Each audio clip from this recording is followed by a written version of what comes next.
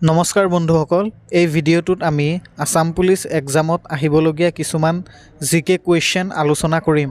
বলক ভিডিঅ'টো আৰম্ভ কৰোঁ। আমাৰ ফাৰ্ষ্ট কুৱেশ্যনটো হ'ল, ভাৰতৰ লোকসভাৰ প্ৰথম অধ্যক্ষ কোন আছিল? ইয়াৰ ৰাইট এনচাৰটো হ'ব অপশ্যন এ, গণেশ বসুদেৱ মাভলেংকাৰ। আমাৰ নেক্সট কুৱেশ্যনটো হ'ল, ভাৰতত কিমানবাৰ ৰাষ্ট্ৰীয় জৰুৰীকালীন অৱস্থা ঘোষণা কৰা হৈছে? ইয়াৰ ৰাইট এনচাৰটো হ'ব অপশ্যন বি, 3 টাইমছ, অৰ্থাৎ ভাৰতত ৰাষ্ট্ৰীয় জৰুৰীকালীন অৱস্থা 3বাৰ ঘোষণা কৰা হৈছে। আমাৰ নেক্সট কুৱেশ্যনটো হ'ল, কোনটো বংশই খাজুৰাহোৰ মন্দিৰ নিৰ্মাণ কৰিছিল? ইয়াৰ ৰাইট এনচাৰটো হ'ব অপশ্যন বি, চাণ্ডালা ডাইনেষ্টি। আমাৰ নেক্সট কুৱেশ্যনটো হ'ল, জ্ঞানপীঠ বঁটাৰ অধীনত বঁটা লাভ কৰা লেখকক কিমান পৰিমাণ ধন দিয়া হয়?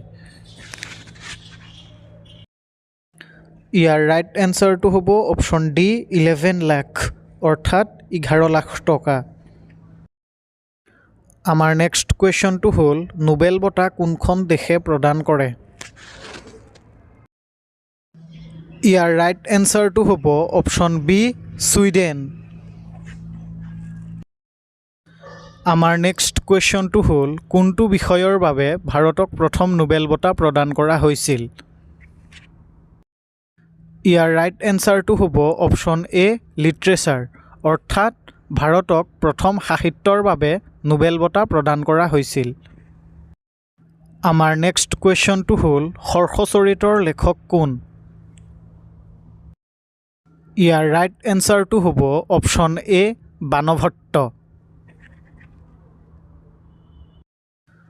আমাৰ নেক্সট কুৱেশ্যনটো হ'ল, কানাডাৰ ৰাষ্ট্ৰীয় খেল কি?